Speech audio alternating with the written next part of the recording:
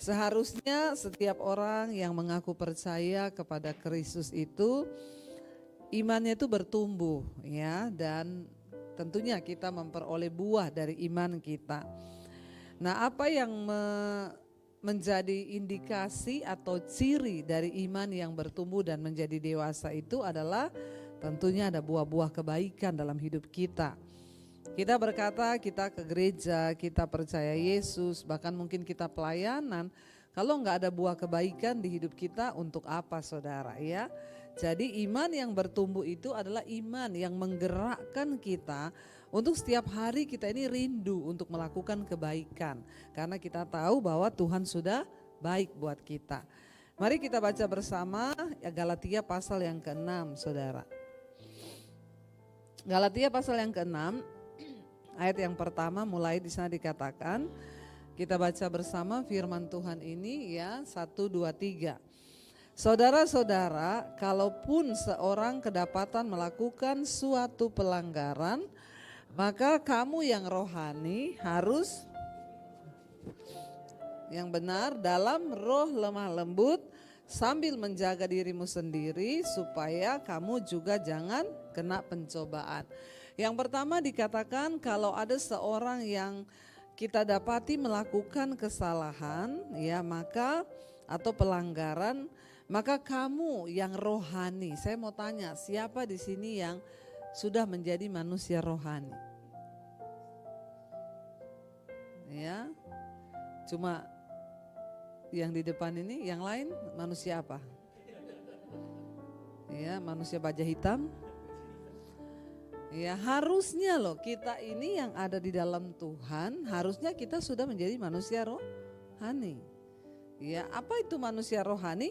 Waktu kita mulai mengenal Yesus, kita belajar kebenaran. Alkitab bilang kebenaran itu memerdekakan kamu. Sehingga engkau tidak lagi hidup di bawah perbudakan hukum dosa, kedagingan, tetapi kita dirubah menjadi manusia rohani. Ya, nah ini padahal disuruh kita bicara sama manusia rohani. Tapi kalau saudara merasa belum manusia rohani, ya bagaimana caranya saudara? Tapi siapa yang mau untuk terus menjadi manusia rohani? Angkat tangan. Kita semua ya. Dan pulang dari sini bilang, Tuhan aku ini sekarang manusia rohani. Ya, bagaimana kita bisa membimbing orang kalau kita masih rohana? Ya, kita semua harus menjadi manusia rohani supaya apa? Kalau ada orang melakukan pelanggaran, maka kamu yang sudah rohani harus membimbing orang itu. Bapak-bapak, sebagai suami, sebagai ayah, kepala dalam keluarga, maka bapak-bapak itu harus menjadi manusia rohani. Kenapa? Nanti anakmu bikin salah. Kalau anak bikin salah, kita tegurnya pakai apa? Ya, pakai firman kan? Dan saya percaya bahwa keteladanan hidup kita itu akan berbicara lebih keras daripada perkataan kita. Katakan amin. Ya, contoh, ada bapak-bapak yang menasihati anaknya merokok ya, tapi dia pegang rokok. Kamu jangan merokok loh ya. Ya. Anak tanya, kenapa? Enggak bagus rokok itu. Lah bapak kenapa merokok? Kan bapak, kamu enggak boleh. Kira-kira anak kita mendengar atau ya? Kita juga ngajari anak kita untuk belajar menghormati Tuhan, tapi dia lihat bapaknya enggak menghormati Tuhan. Bagaimana bisa saudara? Kita ini harus menjadi orang Kristen yang level imannya itu udah sampai harus menjadi manusia rohani. Ya, karena hanya manusia rohani yang kemudian nanti Tuhan datang, kita akan mengalami pengangkatan dan dimuliakan bersama-sama Tuhan dan masuk dalam kerajaan surga. Kalau kita masih manusia duniawi ya enggak bisa saudara. Makanya dikatakan di sana kalau kita ini sudah menjadi manusia rohani, maka orang yang melakukan pelanggaran kita harus tuntun dia ke jalan yang benar. Sambil dikatakan apa? Menjaga dirimu sendiri supaya kamu jangan jatuh dalam juga pencobaan. Dulu saya punya teman hamba Tuhan, ya cowok laki-laki, ada ibu-ibu saudara selingkuh suaminya di gereja. Lalu ibu-ibu ini konseling sama dia, saya sudah bilang gini, Pak itu kan ibu-ibu, sebaiknya dia konselingnya sama saya, jangan sama bapak. Nanti kalau ada celah bapak juga jatuh, oh enggak Bu Debi saya kuat. Ya, iman saya kuat. Ya namanya orang konseling itu kan harus berempati toh. Kalau ibunya datang nangis ngomong, suami saya pukulin saya. Lah kalau sama saya kan saya bisa belai dia, saya rangkul. Ibu yang kuat ya, percaya Tuhan jadi kekuatan. Lah Pak Pendeta saudara, ya ketika ibunya mengeluh ya awal-awal mungkin hanya ya ditepuk pundaknya, ibu yang kuat ya ibu ya. Tadinya mau konseling jadi konsleting. Karena beda arus toh. Nah sudah kesetrum dua-duanya. Ya akhirnya Pak Pendeta merangkul ya ibu ini karena kasihan dipukuli suaminya. Apa yang terjadi? Buah apa yang ada dalam pelayanan ini saudara? Karena tidak menjaga hidup, akhirnya yang terjadi Pak Pendeta cerai dengan istrinya, ibu itu cerai dengan suaminya.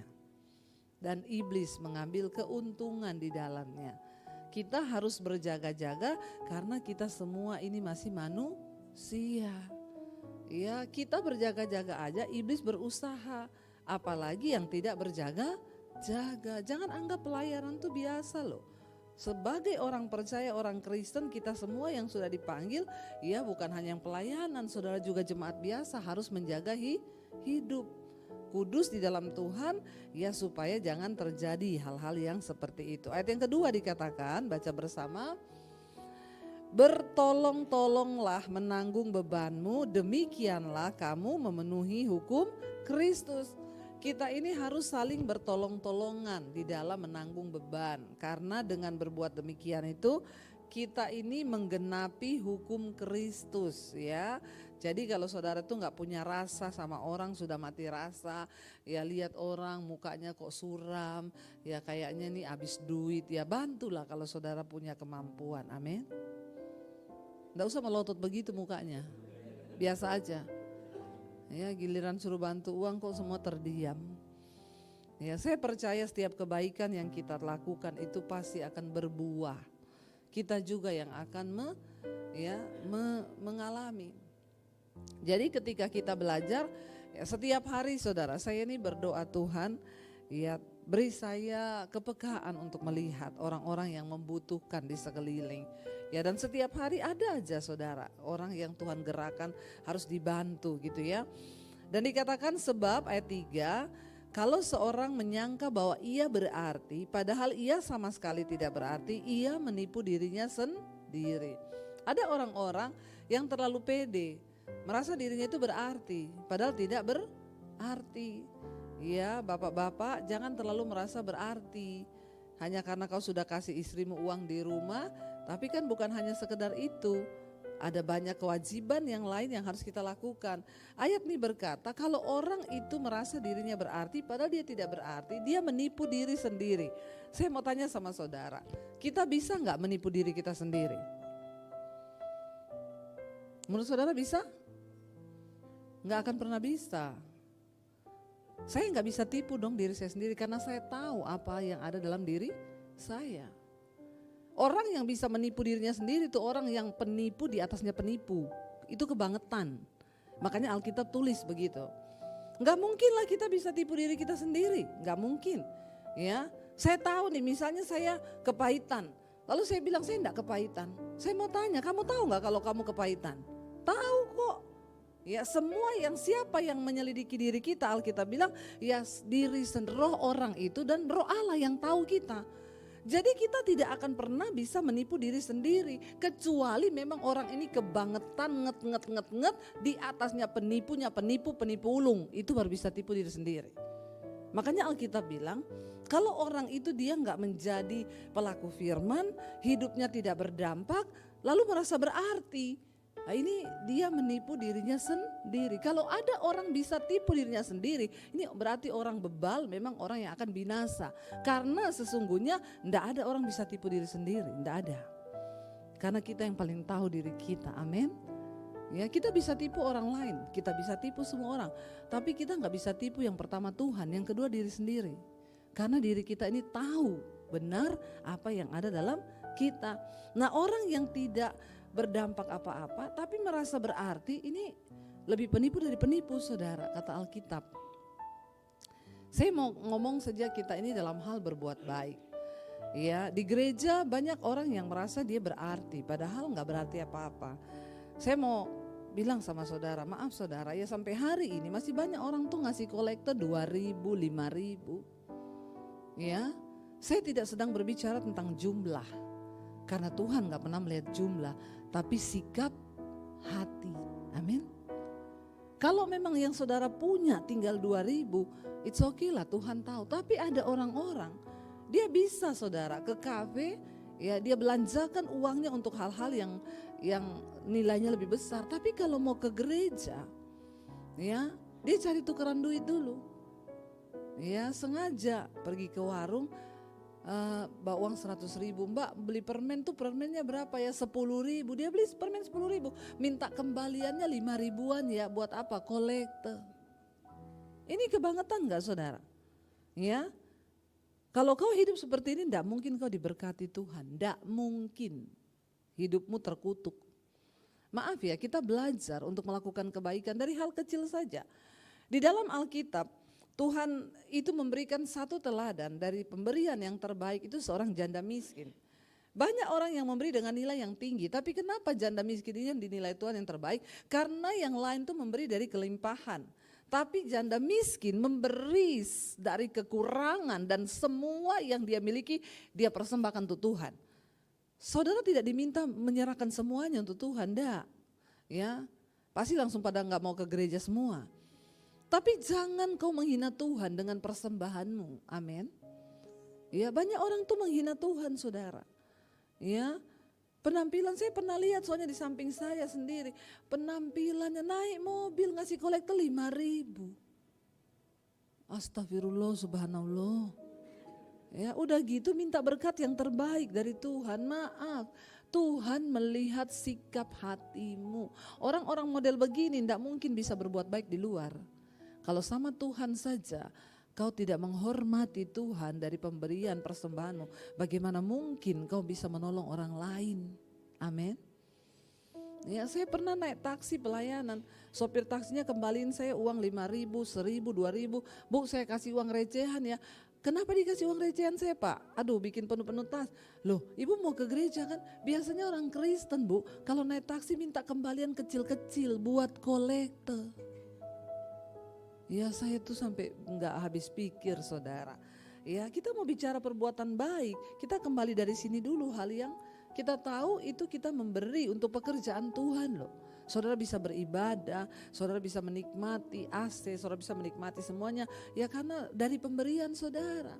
Tapi kalau dari situ aja kita gak bisa menghormati Tuhan, gak bisa menghargai Tuhan, ya bagaimana caranya hidup kita bisa diberkati. Saya tidak punya kepentingan berbicara ini sama saudara, tapi saya harus menyampaikan firman Tuhan supaya hidupmu diberkati.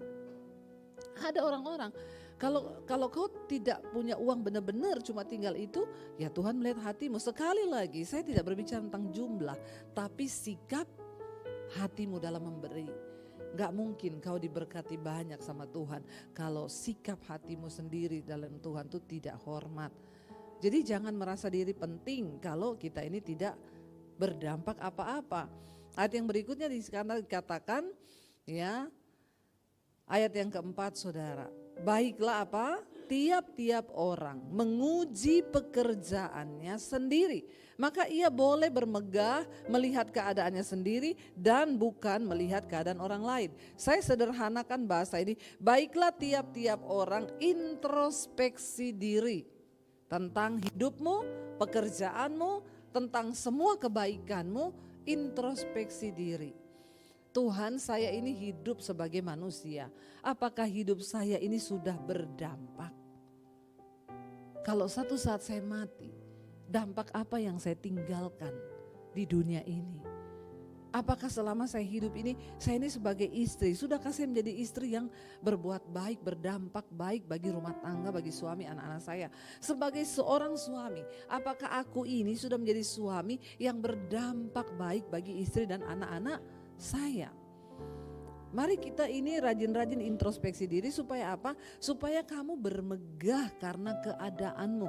Orang yang rajin introspeksi diri itu pasti rajin mau berubah. Amin. Tapi kalau ditegur ya nggak pernah salah ya sudah. Ya jadi kita ini nggak akan pernah bisa berubah. Nah kita ini diajar untuk belajar melakukan kebaikan, sebenarnya bukan untuk hanya kebaikan orang lain, tapi buat kebaikan kita juga saudara. Kenapa saudara? Karena ya ayat yang kelima bilang di sana, sebab tiap-tiap orang akan memikul tanggungannya sendiri. Dengan kata lain, setiap orang itu akan menerima upahnya masing-masing dari Tuhan. Kalau engkau hidup melakukan kebaikan, maka engkau juga akan menerima upah dengan kebaikan. Tapi kalau kau hidup melakukan kejahatan, maka ya kau akan tanggung upahnya sendiri. Karena setiap kita itu pada akhirnya akan berhadapan dengan ya hasil dari tuaian kita, saudara, taburan kita. Apa yang kita tuai di hidup ini, ya itu karena hasil taburanmu. Kalau engkau menabur yang baik, maka engkau akan menuai yang baik. Dan baiklah dia yang menerima pengajaran dalam firman, membagi segala sesuatu yang ada padanya dengan orang yang memberikan pengajaran itu. Ya, firman Tuhan mengajarkan. Kalau kita ini sudah dapat pengajaran firman, ya ada hamba-hamba Tuhan yang mengajarkan firman kepada saudara, jangan lupa berbagilah dengan orang yang sudah mengajarkan firman itu kepadamu. Ini bukan saya yang suruh, ini Alkitab yang suruh. Makanya juga saudara jangan iri kalau melihat hamba Tuhan itu diberkati. Ya, kayak saya diberkati. Kenapa? Saya membagikan firman dan banyak orang merasa mendapat berkat dari firman itu, ya mereka memberkati saya. Ya, kemarin saya tayangkan cuplikan khotbah saya. Waktu itu kami ke New York, suami saya nyetir, ya. Yang intinya bukan itu, intinya ya di sana itu diingetin jangan sampai macet dan lain sebagainya. Saya bahaslah di situ. Ada orang-orang yang sirik dan gagal fokus. Semua orang komennya beda, dia sendiri nih yang beda saudara. Enak banget ya jadi hamba Tuhan, bisa jalan-jalan keliling-keliling dunia. Dalam hati saya, sirik lu. Ya. Begitu tuh orang sirik, itu orang-orang begitu pasti gak pernah menabur tuh. Tidak pernah. Biasanya yang sering ngomong itu paling pelit, makanya hidupnya penuh dengan iri hati dan paling sirik orang-orang begitu itu. Orang-orang yang suka berkomentar negatif itu orang-orang yang gak melakukan apa-apa saudara. Itu paling banyak begitu. Yang berkuar-kuar itu gak bayar BPJS itu. Coba tanya mereka bayar BPJS gak bayar pajak gak? Kagak itu. Makanya saudara, ya saya tuh melihat, ya kenapa kalau ada hamba Tuhan diberkati jangan iri. Karena ayat ini ternyata ada loh. Bukan saya yang ngomong atau Bu Marta yang ngomong. Ini firman Tuhan yang ngomong. Ya, dan memang ketika firman atau khotbah yang kita sampaikan memberkati, ya kita pun gak perlu minta kok. Tuhan menggerakkan. Ya saya itu bisa pergi ke Amerika. Kemana? Lewat siapa? Orang-orang yang merasa diberkati lewat khotbah saya di YouTube. Mereka kirim tiket gak tanggung-tanggung, bisnis kelas. Ya saya bilang Pak enggak usah bisnis kelas, ekonomi aja saya sudah senang. Jangan Bu, kami diberkati lewat khotbah-khotbah Ibu. Mereka membagikan sesuatu. Ya saya pergi ke Sydney kemana, WA itu masuk di inbox Instagram. Asal mereka tahu saya di IG, Ibu ada di Sydney. Bu mampir ke restoran saya ya Bu, saya itu dengerin khotbah Ibu dari pandemi. Saya pengen memberkati Ibu. Kita datang bukan cuma dikasih makan, dikasih dolar. Puas. Yang iri-iri dan sirik itu karena Alkitab yang ngomong saudara. Ya memang mereka berhak menerima. Ya ada orang udah gak pernah ngasih malah sirik lagi saudara. Jadi memang ya kalau kita mau diberkati Tuhan, berbagi saudara.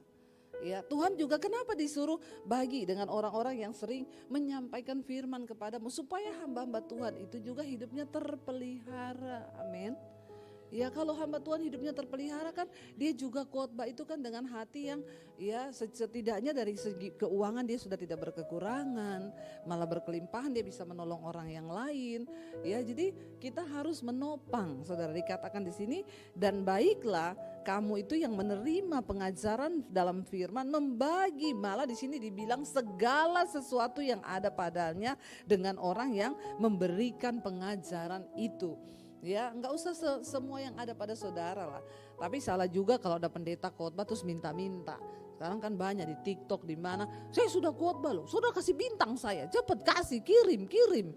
Ah, ini bukan hamba Tuhan, setan ini saudara ya. Ini pasti kenapa sudah kedagingan akhirnya motivasinya minta uang. Nah ini juga salah saudara, enggak boleh seperti itu. Kalau orang itu merasa terberkati, kita enggak usah suruh-suruh, enggak usah minta-minta.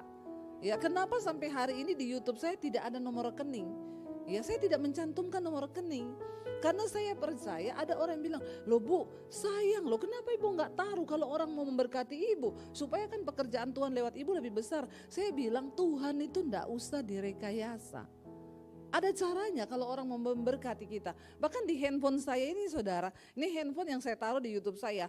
Saya buka-buka itu ada yang gini, Shalom Ibu Debbie, sudah 3 tahun loh saya minta nomor rekening ini tidak dibalas. Karena handphone ini yang masuk puluhan ribu saudara, karena nomornya ada di YouTube. Yang saya taruh nomor handphone itu untuk konseling, untuk kesaksian, ya. Tapi apakah saya berkekurangan? Enggak itu, ya. Ada pendeta datang sama saya, Bu, saya ini mau sewa gereja, saya ini kan buka gereja. Tiap bulan saya tidak ada uang untuk sewa. Saya bilang, Bapak coba berdoa, Tuhan suruh kau buka gereja atau tidak? Jangan-jangan bukan Tuhan yang suruh. Karena kalau Tuhan suruh, Tuhan pasti akan memperlengkapi. Kau enggak perlu minta-minta sama orang sumbangan untuk bisa gerejamu itu tetap ada. Kalau Tuhan yang suruh, Tuhan perlengkapi, Tuhan yang cukupi. Ya jangan-jangan Tuhan gak suruh, tapi Bapak yang kepengen buka gereja karena bukan panggilan. Ya, jadi sekarang itu saudara hati-hati. Kita dari jemaat bagaimana supaya hidup kita diberkati? Ya kita juga harus menabur, berbuat kebaikan untuk pekerjaan Tuhan, untuk hamba Tuhan. Tapi dari pihak hamba Tuhan jangan membawa-bawa nama Tuhan untuk mendapatkan keuntungan. Ya berhentilah saudara. Nggak usah merekayasa mujizat, merekayasa apapun. Lakukan aja firman. Apa yang tertulis di Alkitab lakukan saudara. Ya saya ini pokoknya prinsip saya itu ketika saya terima Yesus ya saya mau lakukan apa yang tertulis di Alkitab. Kadang orang bilang bodoh, kenapa kau begini, kenapa begini, Alkitab tulis kok. Ya saya lakukan, maka Tuhan berkata dia melihat iman. Semua yang kita lakukan dengan iman pasti akan diberkati Tuhan. Ya. Dan dikatakan di sana saudara ayat yang ke-7. Baca bersama dengan suara yang keras. Jangan sesat. Allah tidak membiarkan dirinya dipermainkan. Karena apa yang ditabur orang itu juga yang akan dituainya. Ya, jangan sesat. Tuhan itu tidak bisa dipermainkan. Ya, satu aja pegang pedomannya, prinsipnya, apa yang ditabur orang itu juga yang akan dituainya. Ya, enggak usah kebanyakan ngomong, enggak usah kebanyakan pencitraan. Perhatikan hidup kita, introspeksi banyak dalam hidup ini. Lakukan kebaikan, lakukan firman Tuhan. Ya, sebab apa yang ditabur orang itu juga yang akan dituainya. Kalau kita rajin berbuat baik saudara, maka kita pasti akan menuai yang baik. Hati-hati. Apa yang kita tabur itu yang akan kita tuai ke depan. Banyak orang hari-hari ini menabur dalam kedagingan, hidup dalam dosa, persinahan, perselingkuhan, kepahitan. Dan mereka berpikir Tuhan tuh diam-diam aja. Jangan sesat. Allah tidak membiarkan dirinya dipermainkan. Ada suami yang selingkuh, istrinya tegur, kamu tuh selingkuh loh, nanti kamu dikutuk Tuhan loh usahamu. Buktinya sampai hari ini saya masih sukses. Ya itu Tuhan masih kasih kau kesempatan. Jangan sesat, Allah tidak membiarkan dirinya dipermainkan. Ada orang-orang yang merasa aman hidup di dalam dosa. Hati-hati sebagai orang Kristen, sebagai pelayan Tuhan, kuduskan hidupmu. Jangan main-main dengan Tuhan. Jangan sesat, sebab Allah tidak membiarkan dirinya dipermainkan. Kita pikir Tuhan gak melihat apa yang kita tabur, Tuhan lihat. Pendeta gak lihat, istrimu gak lihat, suamimu gak lihat, orang tuamu gak lihat, tapi Tuhan maha melihat.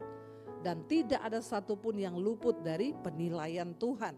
Ayat yang berikutnya dikatakan, sebab barang siapa menabur dalam dagingnya, ia akan menuai kebinasaan dari dagingnya. Tetapi barang siapa menabur dalam roh, ia akan menuai hidup yang kekal dari roh itu. Perhatikan, Tadi saya sudah singgung menjadi manusia roh.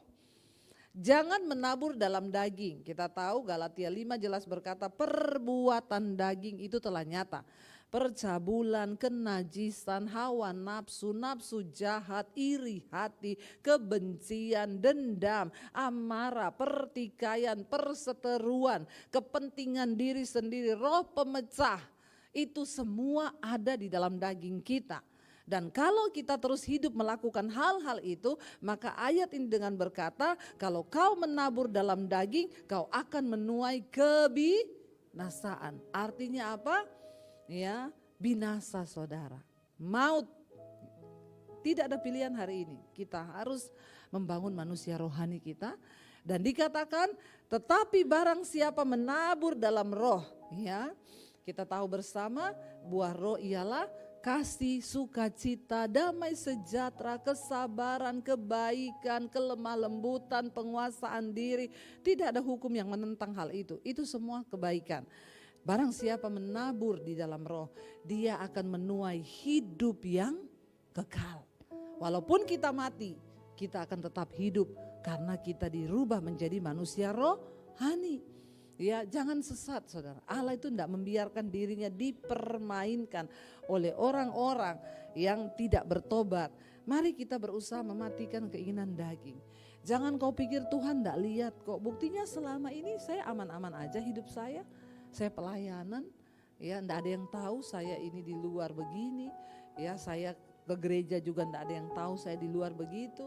Ya, kemarin ada viral ya pendeta yang lagi mencalonkan satu partai, ternyata di rumah pukulin istri, tampar istri, tendang istri.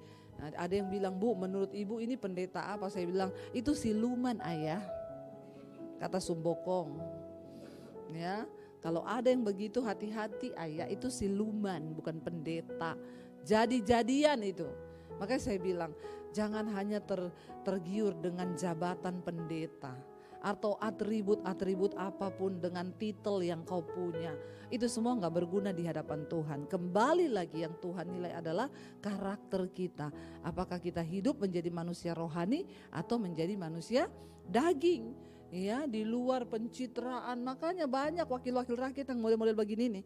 Kita berdoa supaya Indonesia ini diluputkan dari wakil-wakil rakyat yang cuma untuk kepentingan perutnya. Ya, mau curi uang negara, pengen makan uang yang tidak halal, mereka mencalonkan diri padahal menjadi seorang pemimpin itu harus dimulai dari diri sendiri. Kalau dia masih dalam kedagingan, sama cewek-cewek lain mesra dirangkul-rangkul, istrinya ditampar, dipukul, ya ini setan saudara. Ya bayangkan kalau kecolongan, untung ada yang bukain, kalau enggak sudah jadi itu. Ya, partai nomor 1 lagi pilihannya. Kita berdoa buat bangsa ini saudara.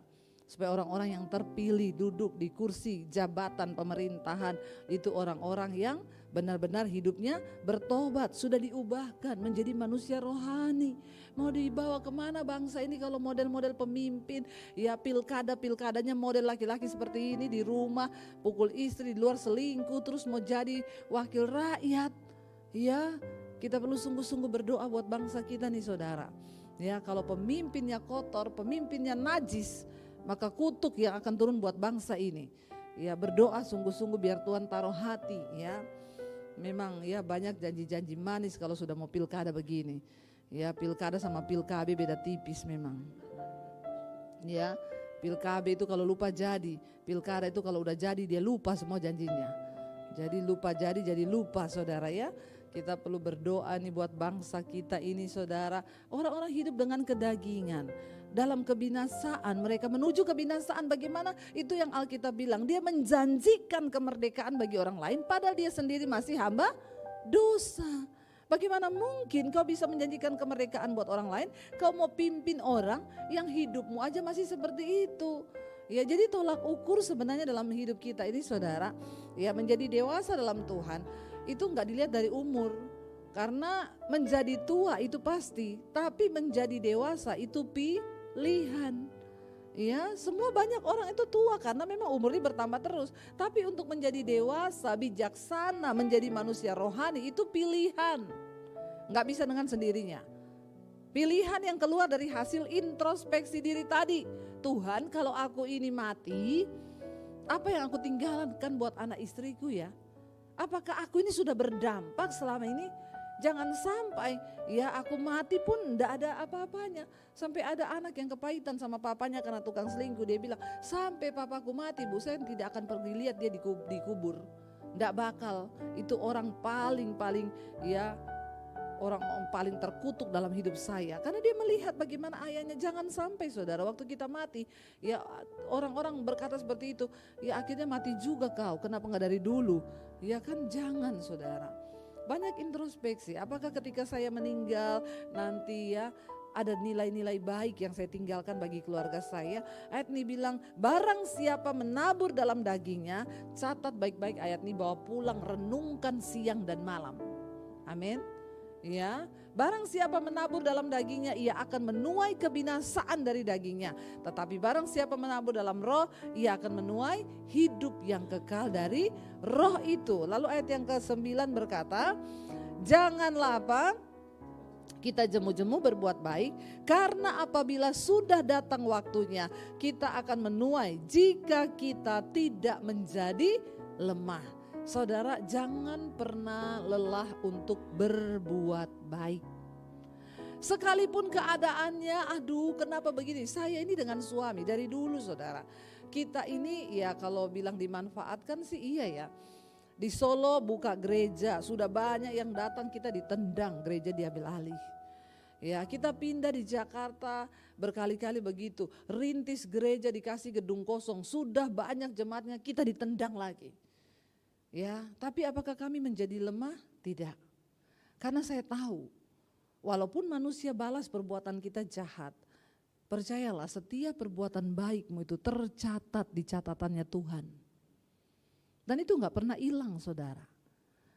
Dan kita akan menerima upah di saat yang sudah Tuhan tentukan. Jangan pernah merasa lelah, ya. Terus melakukan kebaikan, karena setiap benih kebaikan yang kau tabur itu tidak pernah mati. Itu akan terus tumbuh, tinggal tunggu waktu kapan engkau menuai.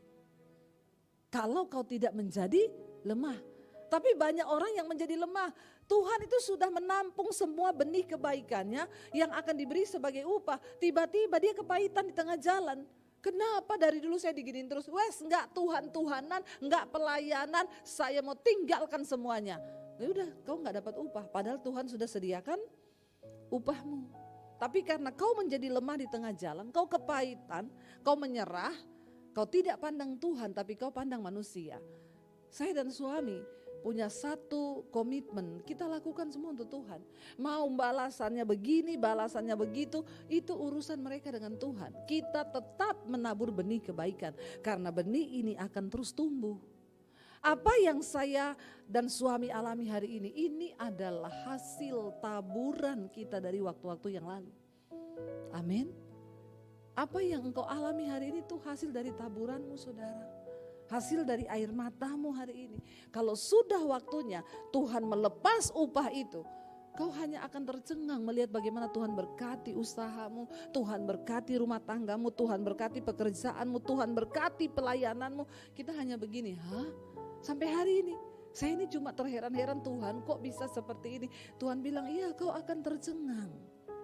Ya, tapi itu upah. Ada upah dalam semua kesetiaan. Tetaplah setia, tetaplah menabur yang baik dalam roh. Jangan pernah menyerah, jangan menjadi lemah. Sebab Tuhan sudah sediakan upah. Saudara mau gak dapat upah?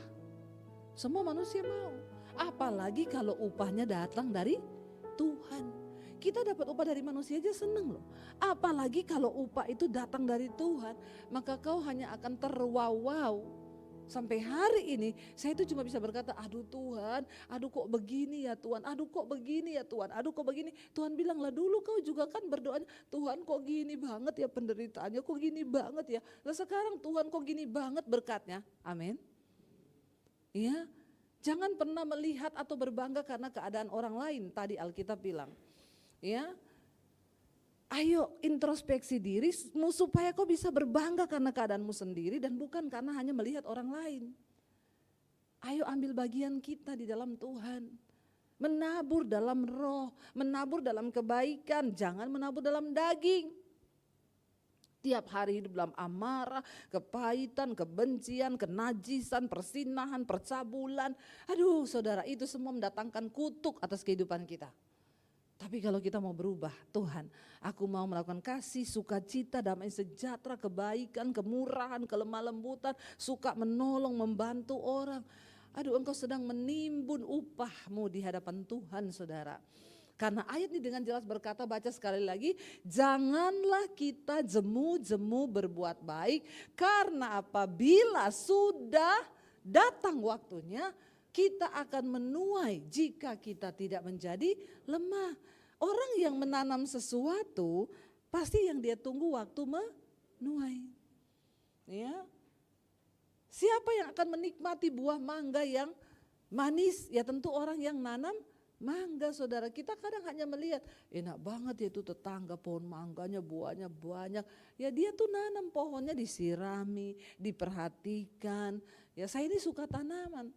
Saya kalau nanam sesuatu, saya pengen dia cepat berbunga, ya saya siram, saya kasih pupuk. Yang saya tunggu apa? Waktu dia keluar bunga, apalagi anggrek ketika dia berbunga, aduh hati saya senang, saya menikmati upah dari keringat saya selama ini menanam itu ternyata seperti itu, saudara. Tapi banyak orang Kristen sekarang enggak pernah nabur, pengennya nuai. Maling kau, maling. Enggak mungkin. Ya pengen menikmati semua yang baik, padahal taburannya dalam daging.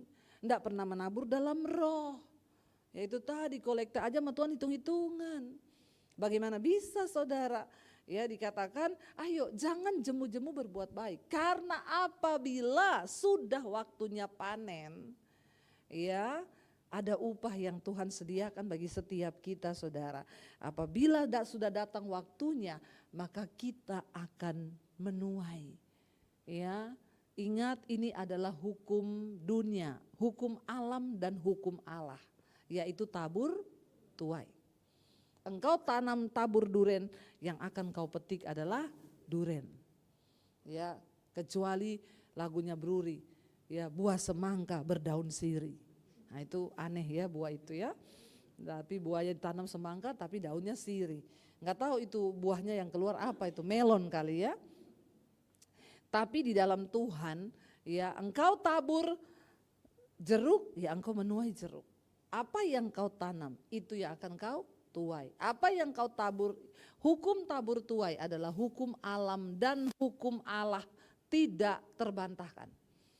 Kalau yang kau tabur marah-marah, emosi, kepahitan, dendam, ya udah kau tuai itu angin puting beliung. Usahamu tidak diberkati, rumah tanggamu tidak diberkati, anak-anakmu tidak diberkati.